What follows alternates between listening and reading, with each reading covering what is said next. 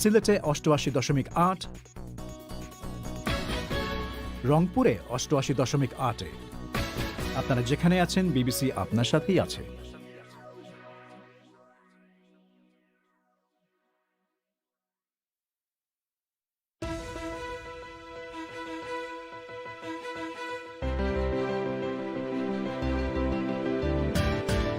রাশিয়ার সাথে সীমা লঙ্ঘন করলে ভুগতে হবে, ভ্লাদিমির পুতিনের হুঁশিয়ারি।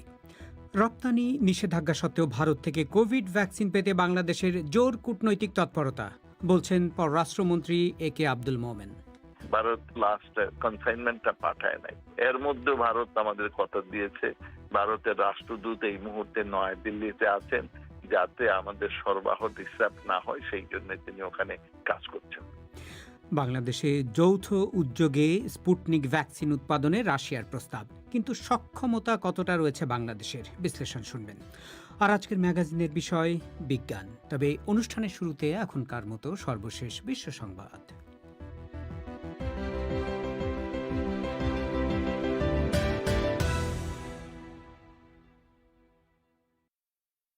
বিবিসি বাংলা বিশ্ব সংবাদ পড়ছে মোয়াজ্জেম হোসেন। প্রেসিডেন্ট পুতিন হুঁশিয়ার করেছেন যে কোনো দেশ রাশিয়ার সঙ্গে আচরণের সীমা লঙ্ঘন করলে তাকে অনুশোচনা করতে হবে। তবে সেই সীমার আওতা ঠিক কী হবে তার কোনো ব্যাখ্যা তিনি দেননি।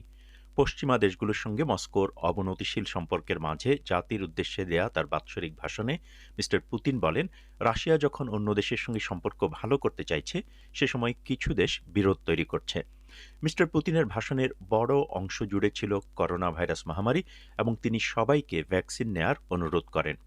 যুক্তরাষ্ট্রের অ্যাটর্নি জেনারেল ঘোষণা করেছেন যে মিনিয়াপোলিস পুলিশ বিভাগের কর্মকাণ্ডে সংবিধান লঙ্ঘনের প্রবণতা রয়েছে কিনা তা তদন্ত করা হবে। কৃষ্ণাঙ্গ যুবক জর্জ ফ্লয়েডের হত্যায় শ্বেতাঙ্গ এক সাবেক পুলিশ কর্মকর্তা আদালতে দোষী প্রমাণিত হওয়ার পর মেরিক গার্ল্যান্ড এই সিদ্ধান্তের কথা জানান। তিনি বলেন, তদন্তে মিনিয়াপোলিস পুলিশের নিয়মকানুন, রীতিনীতি এবং প্রশিক্ষণ খুঁটিয়ে দেখা হবে। ভারতের মহারাষ্ট্রে একটি হাসপাতালে অক্সিজেন ট্যাঙ্কে লিকের পর ২২ জন কোভিড রোগীর মৃত্যুর পর সরকার তদন্তের নির্দেশ দিয়েছে। ট্যাঙ্ক থেকে সাদা মেঘের মতো অক্সিজেনের কুণ্ডলী উপরে উঠছে এমন ভিডিও ফুটেজ সোশ্যাল মিডিয়ায় ছড়িয়ে পড়েছে। সরকারি কর্মকর্তারা বলছেন, গুরুতর অসুস্থ বেশ কিছু রোগীর মৃত্যুর পিছনে এই ঘটনার যোগসূত্র থাকতে পারে। করোনা ভাইরাসের রেকর্ড সংক্রমণের ফলে ভারতের বেশ কিছু রাজ্যের স্বাস্থ্য ব্যবস্থা প্রচণ্ড চাপে পড়েছে। করোনা ভাইরাস মোকাবেলায় জার্মানির কেন্দ্রীয় সরকারের হাতে বাড়তি ক্ষমতা দেওয়ার এক প্রস্তাব অনুমোদন করেছে সেদেশের পার্লামেন্ট। সংক্রমণ একটি মাত্রা অতিক্রম করলে এখন থেকে আঞ্চলিক সরকারগুলোকে কারফিউ এবং লকডাউন আরোপে বাধ্য করতে পারবে কেন্দ্রীয় সরকার। ওই প্রস্তাবের উপর ভোটাভুটির আগে বার্লিনে পার্লামেন্ট ভবনের বাইরে লকডাউন বিরোধী বহু মানুষ বিক্ষোভের জন্য জড়ো হয়। ইন্দোনেশিয়ার নৌবাহিনী বলছে তাদের একটি সাবমেরিনের সঙ্গে যোগাযোগ বিচ্ছিন্ন হয়ে গেছে। সাবমেরিনটি খুঁজে বের করতে তল্লাশি চলছে এবং অস্ট্রেলিয়া ও সিঙ্গাপুরের সাহায্য চাওয়া হয়েছে। বালি দ্বীপের কাছে এক টর্পেডো মহড়ার সময় সাবমেরিনটির সঙ্গে যোগাযোগ বিচ্ছিন্ন হয়ে যায় বলে জানা যাচ্ছে। সিরিয়ার নেতা বাশার আল আসাদ আগামী মাসে অনুষ্ঠেয় প্রেসিডেন্ট নির্বাচনে তাঁর প্রার্থী হওয়ার কথা আনুষ্ঠানিকভাবে ঘোষণা করেছেন। সিরিয়ার বিরোধী দল এবং যুক্তরাষ্ট্র এই নির্বাচনের সমালোচনা করে বলেছে, মিস্টার আসাদের অবস্থানকে ধরে রাখতেই এই নির্বাচন সাজানো হয়েছে। বিশ্লেষকরা বলছেন, বাশার আল আসাদ যে বিপুল ভোটে জয়ী হবেন তা নিয়ে কোনো সন্দেহ নেই।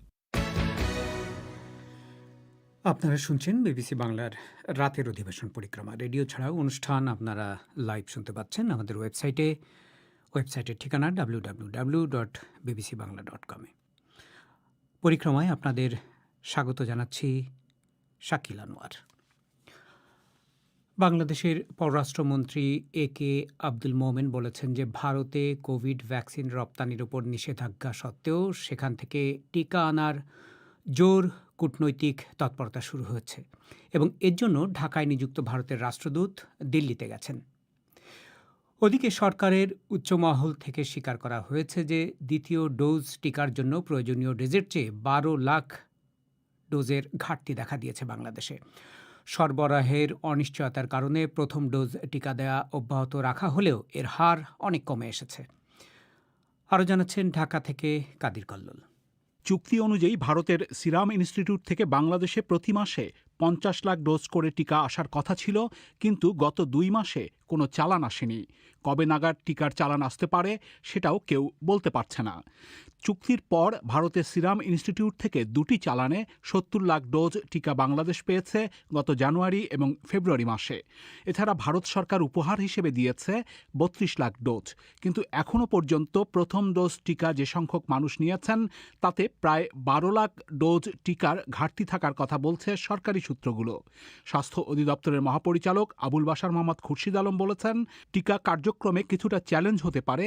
তিনি উল্লেখ করেছেন, টিকার সরবরাহ নিয়ে তাদের চিঠির জবাব দিয়েছে সিরাম ইনস্টিটিউট, কিন্তু তাতে ভারত সরকারের রপ্তানি নিষেধাজ্ঞার কথা তুলে ধরা হয়েছে। আমাদের ম্যাক্সিমামই দেওয়া হয়ে যাবে, কিছু হয়তো নিয়ে হয়তো চ্যালেঞ্জ হতে পারে, কিন্তু আমরা আশা করছি পেয়ে যাবো।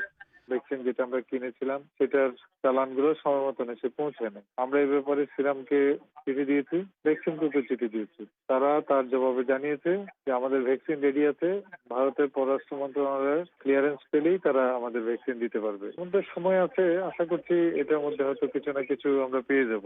বাংলাদেশ সরকার বেসরকারি কোম্পানি বেক্সিমকোর মাধ্যমে ভারতের সিরাম ইনস্টিটিউট থেকে অক্সফোর্ড অ্যাস্ট্রাজেনেকার 3 কোটি ডোজ টিকা কেনার চুক্তি করেছিল। স্বাস্থ্য অধিদপ্তরের কর্মকর্তারা জানিয়েছেন, এখন এসে বেক্সিমকোর পক্ষ থেকেও টিকা পাওয়ার ব্যাপারে বাংলাদেশ সরকারকে ভারতের সাথে জোর কূটনৈতিক তৎপরতা চালানোর অনুরোধ করা হয়েছে। কোম্পানিটির কোনো বক্তব্য পাওয়া যায়নি, তবে পররাষ্ট্রমন্ত্রী একে আব্দুল মোমেন বলেছেন তারা তৎপরতা চালাচ্ছেন এবং টিকা পাওয়ার ক্ষেত্রে সমস্যা হবে না বলে তিনি মনে করছেন। ভারত আমাদের বলেছে যে বাংলাদেশের সাথে যে এগ্রিমেন্টটা হয়েছিল, এই নতুন যারা অ্যারেঞ্জমেন্ট করেছে তার আগে, সো আমরা we should not be affected by the new policy. তবে যেহেতু ভারতের নিজেদেরই খুব চাহিদা অনেক বেড়েছে এবং অনেক আন্দোলন হচ্ছে যে কোথাও দিবা না, সেই জন্য আমরা এবং ভারত সময় মতো লাস্ট কনসাইনমেন্টটা পাঠায় নাই।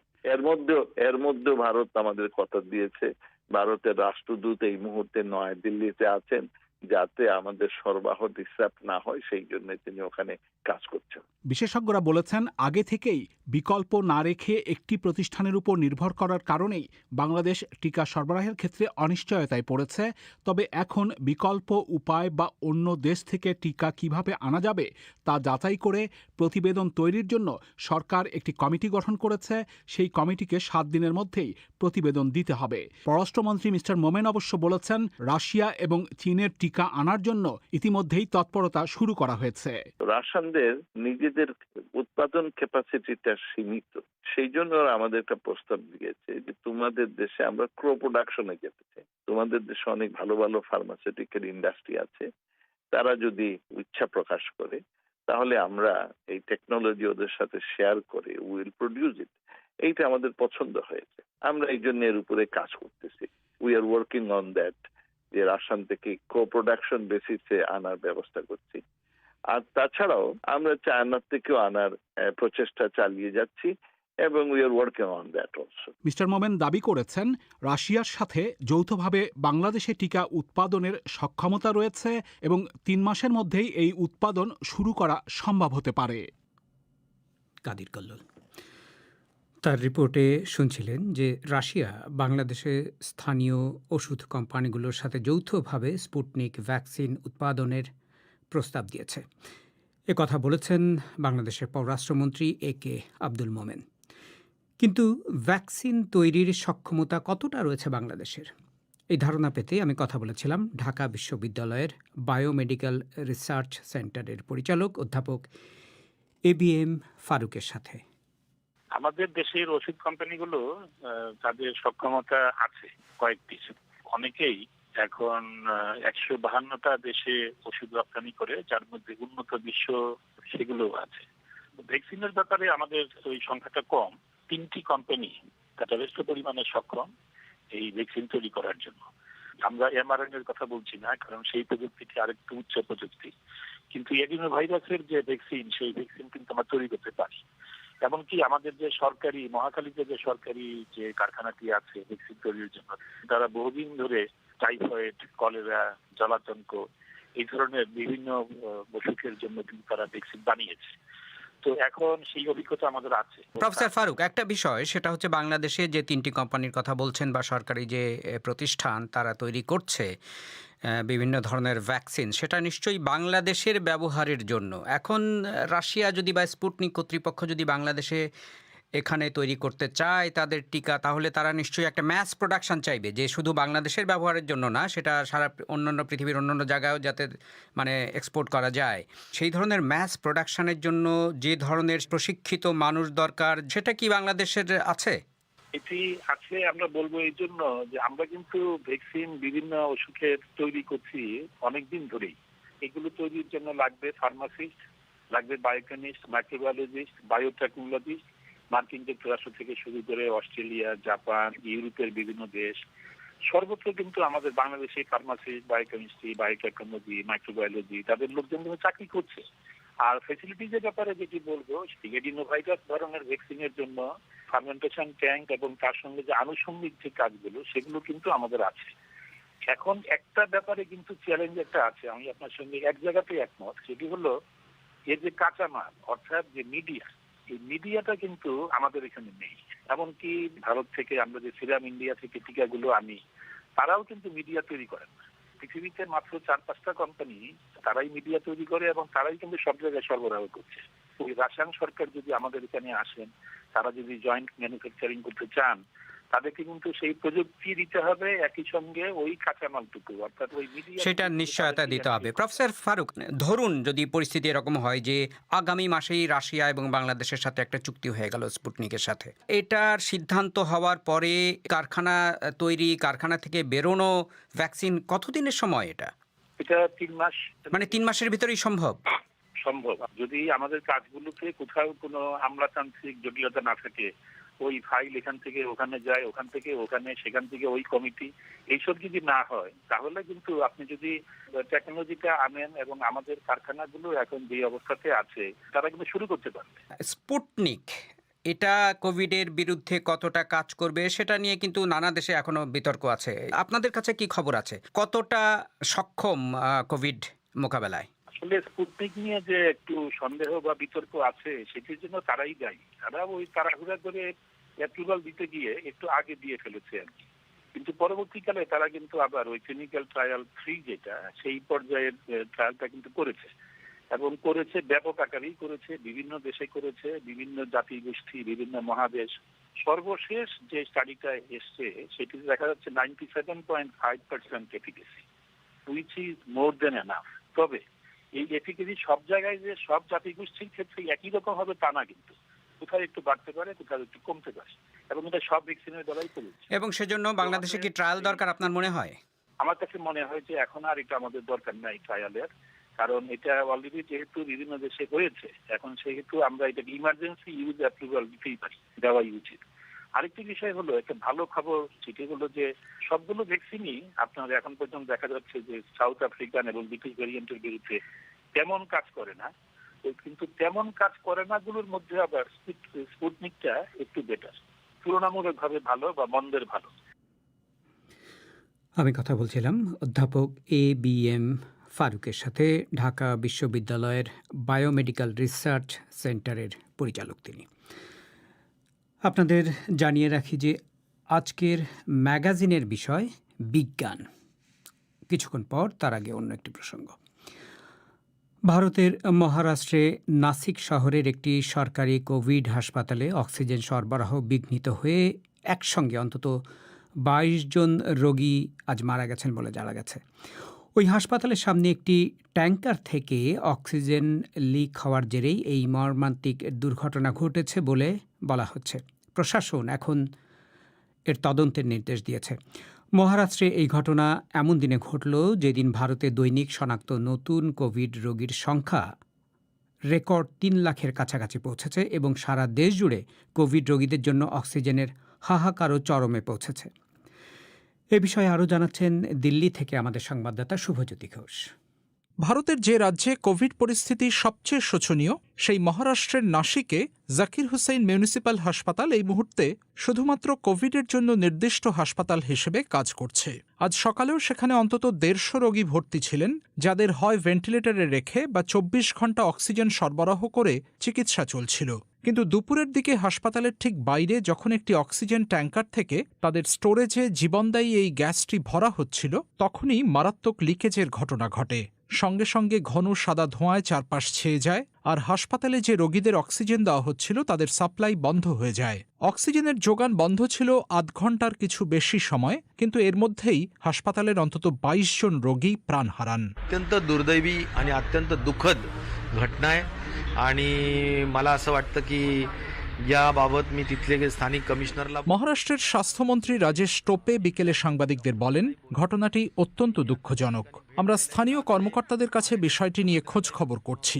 নিহতদের মধ্যে 11 জন পুরুষ ও 11 জন নারী ছিলেন। এখানে স্বাস্থ্যকর্মীদের গাফিলতি ছিল কিনা এখনই বলা যাবে না, তবে প্রাথমিকভাবে এটা একটা টেকনিক্যাল গ্লিচ বা যান্ত্রিক ত্রুটি বলেই মনে হচ্ছে। তবে সরকার এর বিশদে তদন্তের নির্দেশ দিয়েছে। आता निग्लिजन्स म्हणावं का वर्कमॅनशिप त्यातलं जो काम केलं, ज्यावेळी काम केलेलं काल माझ्या पेशंटची मी ऑक्सिजन लेवल चेक केली 84 होती। माझा पेशंट काल मी त्याला सूप वगैरे पाजून गेलो। पेशंट নাসিকের হাসপাতালে নিহতদের একজনের পরিজন ভিকি যাদব বলছিলেন, তিনি কাল রাতেও এসে দেখে গেছেন তাদের রোগী ভালোই আছেন, অক্সিজেন সাপ্লাইও ঠিকমতোই চলছে। মাত্র একবেলার মধ্যে কিভাবে সেটা দুম করে বন্ধ হয়ে মানুষটা চলে গেলেন তিনি তা এখনো বুঝেই উঠতে পারছেন না। वरती पण उठू नाही, कुठे पुरं हॉस्पिटल फिरलो मी, मला उठू कुठंच भेटला नाही आणि 5-10 मिनिटात त्यांची लाईन लीक झाली। ओटू नंतर लाईन लीक झाली। এর আগে আজ সকালে দিল্লিতে স্বাস্থ্য মন্ত্রণালয় জানায়, তার আগের 24 ঘণ্টায় ভারতে 2,95,000-এরও বেশি নতুন কোভিড রোগী শনাক্ত হয়েছেন এবং মারা গেছেন 2023 জন, যে দুটোই নতুন রেকর্ড। অক্সিজেনের তীব্র আকাল এই ভয়াবহ পরিস্থিতিকে আরও হৃদয় বিদারক করে তুলেছে। দেশের বহু হাসপাতালই অক্সিজেনের অভাবে ধুঁকছে। দিল্লির মুখ্যমন্ত্রী অরবিন্দ কেজরিওয়াল কাল রাতেই কেন্দ্রকে জরুরি SOS পাঠিয়ে বলেন, শহরের প্রধান হাসপাতালগুলোতে আর মাত্র কয়েক ঘণ্টার মতো অক্সিজেন অবশিষ্ট আছে। এই তীব্র সংকটের জন্য কেন্দ্রকে দায়ী করেছেন কংগ্রেসের Priyanka গান্ধীও। India's production capacity for oxygen is one of the largest in the world. फिर ऑक्सीजन की कमी क्यों हो रही है? क्योंकि उसको ट्रांसपोर्ट करने के माध्यम। তিনি এদিন বলেন, বিশ্বে যেসব দেশ সবচেয়ে বেশি মেডিকেল অক্সিজেন তৈরি করে ভারত তার একটি। তারপরেও এই পরিস্থিতি কারণ আমাদের অক্সিজেন পরিবহনের কাঠামোই তৈরি করা হয়নি। অথচ আমরা 8-9 মাসের ওপর সময় পেয়েছিলাম। সরকারের নিজস্ব সিরো সার্ভেও বলেছিল সেকেন্ড ওয়েভ অবধারিত, কিন্তু আমরা সেসব গায়ে মাখিনি। ফলে আজ দেশে মাত্র 2000 এমন ট্রাক আছে যেগুলো অক্সিজেন পরিবহনে সক্ষম। দেশে অক্সিজেন আছে অথচ সেগুলো হাসপাতালে পৌঁছানোর উপায় নেই। ভাবা যায় कि देश में ऑक्सीजन उपलब्ध है लेकिन जहां पहुंचना चाहिए वहां पहुंच नहीं पा रहा है। এরই মধ্যে কেন্দ্রীয় বাণিজ্য মন্ত্রণালয়ের পরিসংখ্যানে আজ প্রকাশ পেয়েছে, চলতি বছরের জানুয়ারিতে তার আগের বছরের তুলনায় ভারত বিদেশে 734% বেশি অক্সিজেন রপ্তানি করেছে। দেশের প্রয়োজনের কথা না ভেবে এই বিপুল পরিমাণ অক্সিজেন বাইরে পাঠানোর জন্য সরকারকে এখন তীব্র সমালোচনার মুখে পড়তে হচ্ছে। শুভজ্যোতি ঘোষ, দিল্লি থেকে। আপনারা বিবিসি বাংলা শুনছেন ঢাকায়, কুমিল্লায়, সিলেটে। আপনারা যেখানে আছেন বিবিসি বাংলা আপনার সাথেই আছে।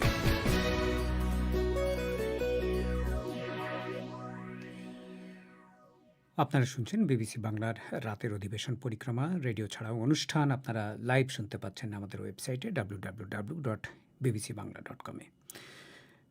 এবারে আজকের ম্যাগাজিন বিজ্ঞানের আসর। মঙ্গল গ্রহে হেলিকপ্টার উড়িয়ে ইতিহাস সৃষ্টি করল নাসা। পৃথিবীর বাইরে অন্য একটি গ্রহে এরকম ড্রোন ওড়ানো কতটা কঠিন? এটা ভীষণই চ্যালেঞ্জ। ডেনসিটি যে অ্যাটমসফিয়ারের ওটা হচ্ছে 1% পৃথিবীর তুলনায়। 10 ফিট যে ড্রোনটা উড়েছে সেইটার তুলনা হচ্ছে পৃথিবীতে একটা হেলিকপ্টারকে মাউন্ট এভারেস্ট মানে 30,000 ফিট উঁচুতে ওড়ানো। দ্বিতীয় বিশ্বযুদ্ধের পর এই প্রথম জ্বালানির চাহিদা ছিল সবচেয়ে কম, কারণ করোনা ভাইরাস মহামারী। এসব নিয়েই এ সপ্তাহের বিজ্ঞানের আসর পরিবেশন করছি মিজানুর রহমান খান। মঙ্গল গ্রহে মার্কিন মহাকাশ সংস্থা নাসার ছোট্ট একটি হেলিকপ্টার ওড়ানোর কথা আপনারা হয়তো ইতোমধ্যেই জেনেছেন। ইনজেনুইটি নামের এই হেলিকপ্টারটি উড়েছিল 1 মিনিটেরও কম সময়। তবে নাসার বিজ্ঞানীদের কাছে এটা এক ঐতিহাসিক ঘটনা, কারণ পৃথিবীর বাইরে আরেকটি গ্রহে এই প্রথম ইঞ্জিন চালিত একটি এয়ারক্রাফট ওড়ানো হলো। খবরটি নাসার নিয়ন্ত্রণ কক্ষে পৌঁছানোর পর তারা উল্লাসে ফেটে পড়েন। Engineers reporting having performed spin up, takeoff, climb, hover, descent, landing, touchdown, and spin down.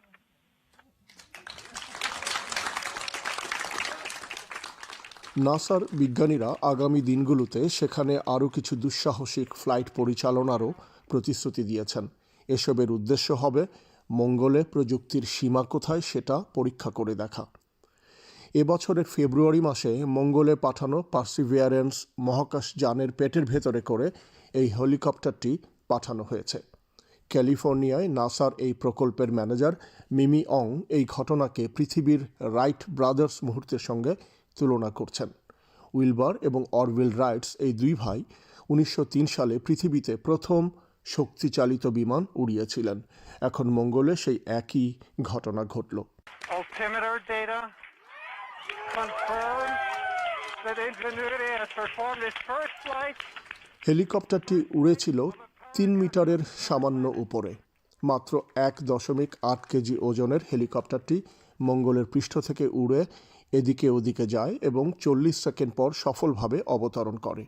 মঙ্গলে ড্রোন ওড়ানোর এই পরীক্ষা নিয়ে আমি কথা বলছিলাম নাসার বিজ্ঞানী ডক্টর অমিতাভ ঘোষের সঙ্গে। তার কাছে আমি জানতে চাই এই সাফল্যের তাৎপর্য কী। তাৎপর্যটা আমরা ঠিক এক্ষুনি বুঝতে পারবো না, কিন্তু তাৎপর্য আমরা বুঝতে পারবো ধরুন 30 বছর 50 বছর পরে। ধরুন যদি ভাবেন যে পৃথিবীতে যখন এই প্রথম ফ্লাইটটা হয়, এটা হয় 1900-এর গোড়ায়, তখন লোকে ঘোড়া গাড়ি করে যেত, গাড়িও ছিল না। কিন্তু প্রথম যে টেস্ট হয় ওরকম ওই 1903-তে রাইট ব্রাদার্স এটা টেস্ট করে। তখন কিন্তু বোঝা যায়নি যে একদিন সিভিল এভিয়েশন এত বড় একটা সেক্টর হবে, লোকে প্লেনে করে সারা পৃথিবী ঘুরে বেড়াবে, এটা তখন ভাবা যেত না।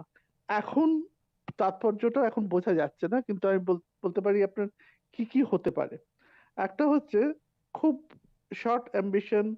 এই যে রোভার মিশনগুলো দেখছেন, রোভার মিশন যতটা ডিস্টেন্স যেতে পারে একটা দিনে, এটা হচ্ছে ভীষণ লিমিটেড ডিস্টেন্স যেতে পারে। কেননা আমাদের কাছাকাছি কি রাস্তা দিয়ে রোভারটা যাবে সেটাতে হ্যাজার্ড আছে কিনা সেটা আমাদের অজানা।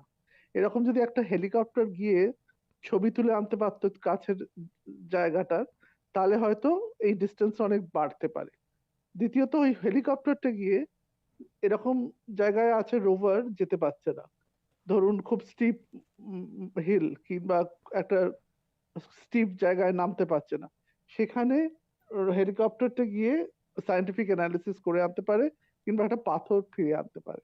ওখানে একটা হেলিকপ্টার উড়ানো অন্য আরেকটা গ্রহে, মঙ্গল গ্রহে, যেটা পৃথিবীর আবহাওয়া বা পৃথিবীর পরিবেশের চাইতে একেবারে আলাদা, সেখানে একটা ড্রোন ওড়ানো, হেলিকপ্টার ওড়ানো, এটা কতখানি চ্যালেঞ্জ ছিল? এটা ভীষণই চ্যালেঞ্জ। ডেন্সিটি যে অ্যাটমসফিয়ারের ওটা হচ্ছে 1% পৃথিবীর তুলনায়। হ্যাঁ, তাহলে 10 ফিট যে ড্রোনটা উড়েছে সেইটার তুলনা হচ্ছে পৃথিবীতে একটা হেলিকপ্টারকে মাউন্ট এভারেস্ট মানে 30,000 ফিট উঁচুতে কিংবা 80,000 ফিট উঁচুতে ওড়ানো। তো হেলিকপ্টার ইউজুয়ালি অত উঁচুতে ওড়ে না। হ্যাঁ, আমরা যে বোয়িং 747-এ যাই সেইগুলো 30,000 ফিটে যায়। আর খুব ডেভেলপ মিলিটারি এয়ারক্রাফট যেমন আমেরিকার SR-71 সেইগুলো 80,000 ফিটে যায় জিনিস। পৃথিবী থেকে মঙ্গল গ্রহের দূরত্ব হচ্ছে 300 মিলিয়ন কিলোমিটার, মানে 30 কোটি কিলোমিটার। তো এত দূরে একটা হেলিকপ্টার পৃথিবী থেকে রেডিও সিগন্যাল দিয়ে সেটাকে নিয়ন্ত্রণ করা, জয়স্টিক দিয়ে, ভিডিও গেমের মতো, এটা কিভাবে করা সম্ভব হলো? প্রথমে এখান থেকে যে অরবিটার যাচ্ছে চারিদিকে মঙ্গলে, সিগন্যালটা সেখানে গেছে, সেখান থেকে রোভারে গেছে, আর রোভার থেকে হেলিকপ্টারে গেছে। ডিরেক্ট কমিউনিকেশন সম্ভব হতো, কিন্তু অত কমপ্লেক্স না করে এটা সোজা পদ্ধতিতে হয়েছে। আর ঠিক জয়স্টিক দিয়ে হয়নি কন্ট্রোলটা, কেননা রেডিও সিগন্যালটা যেতেই আপনার অনেক সময় লেগে যাবে। হ্যাঁ, তা আপনি রেসপন্ড করতে পারবেন না, কেননা যদি ধরুন হেলিকপ্টারটা ডান দিকে যাচ্ছে আর আপনি চাইছেন বাঁ দিকে যাবে, ওই ডান দিকে যাচ্ছে ওইটা জানতে জানতে আপনার 15 মিনিট, আবার আপনি বললেন যে ঠিক আছে এবার বাঁ দিকে চলো, সেইটা সিগন্যালটা পাঠাতে 15 মিনিট। তো তাহলে কিভাবে করা হয়েছে, কিভাবে? তাহলে প্রি প্রোগ্রামড করে দিলেন, প্রি প্রোগ্রামড একটা সিকোয়েন্স এক্সিকিউট করতে বললেন হেলিকপ্টারটাকে, বলে দিলেন যে ঠিক আছে এইভাবে চেষ্টা করবে, এরকম করে এতটা উঠবে, যদি তোমার মনে হচ্ছে তুমি তাড়াতাড়ি ডান দিকে চলে যাচ্ছ তাহলে অটো কারেক্ট করবে, এরকম করে একটা অটোমেটেড সিকোয়েন্স পাঠানো হয়েছে যে এই জিনিসটা এক্সিকিউট করো, আর তারপরে সেই প্রোগ্রাম অনুযায়ী এটা চলেছে। এই হেলিকপ্টার দিয়ে মঙ্গল গ্রহে নাসার ভবিষ্যৎ পরিকল্পনা কি, আর কি করবে? এইটা যে সাকসেসফুল হলো, এটা হচ্ছে একটা টেকনোলজি ডেমনস্ট্রেশন ছিল, তো এরপরেই ঠিক হবে আর কি কি করা যেতে পারে। তার মানে আপনি কতটা উঁচু অব্দি ওঠা যেতে পারে, কতটা দূর অব্দি যাওয়া যেতে পারে, এর উপরে নির্ভর করবে ফিউচার অ্যাপ্লিকেশন। এই ইনজেনুইটি আরো 2-3 বার উঠবে টু পুশ দ্য লিমিটস। এখন তো শুধু 3 মিটার অব্দি গেছে, আর একটু উঁচুতে চেষ্টা করবে যেতে, আর একটু বেশিক্ষণ উঠতে চেষ্টা করবে। তো প্রথমে হয়তো এর পরে আরেকটা ডেভেলপড হেলিকপ্টার হয়তো নাসা পাঠাতে পারে, যে এক্সপ্লোর করবে যে what is the limits of flight, what is the engineering limits of the flight. তারপরে একটা হয়তো বসে একটা ভাবনা চিন্তা হবে যে গিভেন এই ইঞ্জিনিয়ারিং প্যারামিটার্স এটা কিভাবে কাজে লাগাতে পারে। বলছিলেন নাসার বিজ্ঞানী ডক্টর অমিতাভ ঘোষ। আন্তর্জাতিক জ্বালানি সংস্থা IEA বলছে, এবছর সারা বিশ্ব যখন করোনা ভাইরাস মহামারী কাটিয়ে উঠবে তখন জ্বালানি থেকে কার্বন ডাইঅক্সাইড নির্গমনের মাত্রা উল্লেখযোগ্য পরিমাণে বেড়ে যাবে। তারা বলছেন এর পেছনে প্রধান ভূমিকা পালন করবে এশিয়াতে কয়লার ব্যবহার। সারা বিশ্ব কয়লার চাহিদা 4.5% বৃদ্ধি পাবে। তবে এর পাশাপাশি নবায়নযোগ্য জ্বালানির ব্যবহারও বাড়ছে। ধারণা করা হচ্ছে এবছর সারা বিশ্বে বিদ্যুতের মোট চাহিদার 30% আসবে পরিবেশের ক্ষতি করে না এমন জ্বালানি থেকে। দ্বিতীয় বিশ্বযুদ্ধের পর এই প্রথম জ্বালানির চাহিদা ছিল সবচেয়ে কম। এর পেছনে মূল কারণ করোনা ভাইরাস মোকাবেলায় জারি করা লকডাউন। ফলে 2020 সালে কার্বন নির্গমনও কমে গেছে 6%। অনেকেই আশা করেছিলেন মহামারী শেষ হয়ে যাওয়ার পরেও হয়তো এই পরিবর্তন অব্যাহত থাকবে, কিন্তু IEA বলছে বাস্তবে আসলে সেরকম কিছু হবে না। জ্বালানির চাহিদা বাড়ছে উন্নয়নশীল বিশ্বে, আর এতে কয়লা পালন করছে মুখ্য ভূমিকা। গত বছর সারা বিশ্বে এর ব্যবহার 4% হ্রাস পেলেও এবছর সেটি 4.5% বেড়ে যাবে বলে ধারণা করা হচ্ছে। সংস্থাটি বলছে সবচেয়ে বেশি কয়লার ব্যবহার হবে এশিয়ায়, আর চীনেই হবে সবচেয়ে বেশি। IAEA এর নির্বাহী পরিচালক ফাতি বিরল বলছেন, কয়লার ব্যবহার বেড়ে যাওয়ার কারণে কার্বন নির্গমন এবছর 150 কোটি টন বাড়বে। সেটা হবে করোনা ভাইরাস মহামারীর সংকট কাটিয়ে অর্থনীতিকে চাঙ্গা করার চেষ্টার কারণে। এরই সঙ্গে শেষ করছি এ সপ্তাহের বিজ্ঞানের আসর।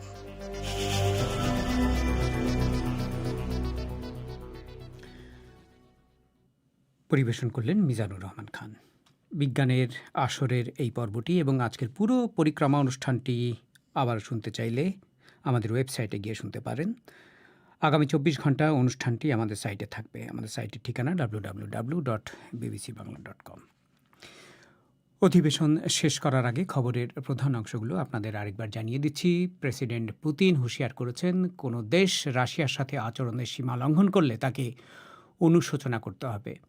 জাতির উদ্দেশ্যে তার এক ভাষণে তিনি বলেন যে রাশিয়া যখন অন্য দেশের সাথে সম্পর্ক ভালো করতে চাইছে তখন কিছু দেশ রাশিয়ার সাথে বিরোধ তৈরি করতে তৎপর।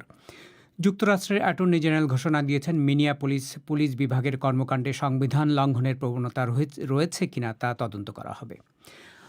আর রপ্তানি নিষেধাজ্ঞা সত্ত্বেও ভারত থেকে কোভিড ভ্যাকসিন পেতে বাংলাদেশ জোর কূটনৈতিক তৎপরতা শুরু করেছে বলে পররাষ্ট্রমন্ত্রী বলেছেন। এরই সাথে শেষ করছি আজকের পরিক্রমা। আমাদের পরবর্তী অধিবেশন আগামীকাল বাংলাদেশের সন্ধ্যে 7:30, ভারতের 7টায় শুনবেন আশা করি। আমি শাকিল আনোয়ার আজকের মতো এখানেই বিদায় চাইছি।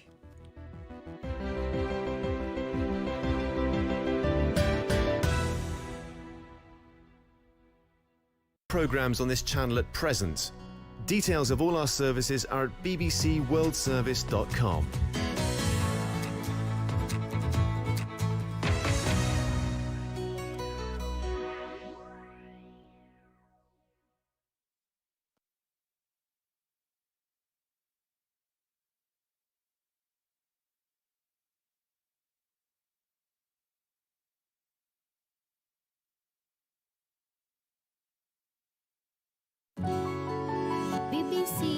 This is the BBC. There are no programs on this channel at present. Details of all our services are at bbcworldservice.com.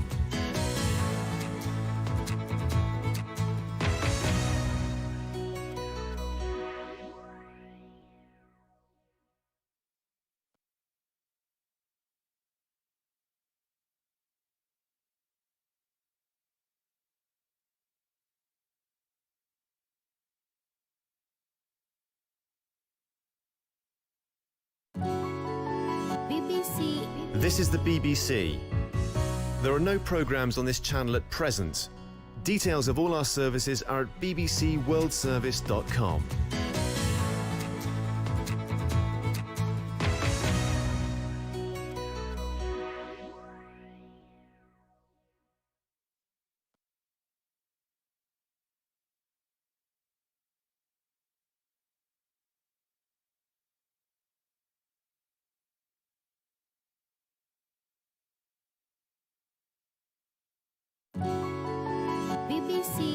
This is the BBC. There are no programs on this channel at present.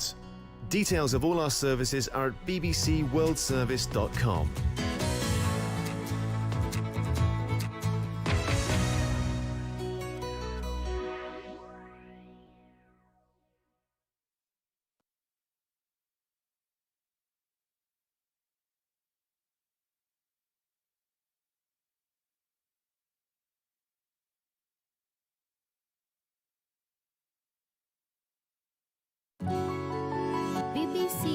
This is the BBC. There are no programs on this channel at present. Details of all our services are at bbcworldservice.com.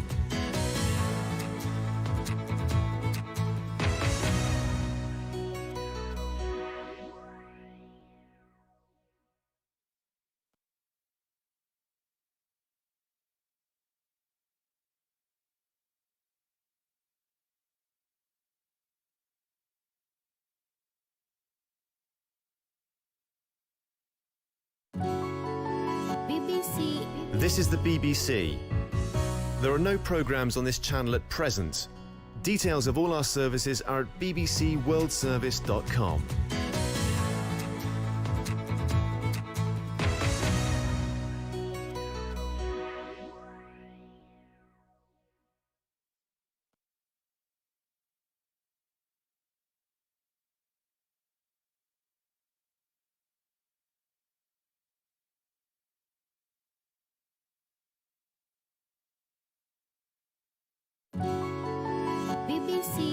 This is the BBC. There are no programs on this channel at present. Details of all our services are at bbcworldservice.com.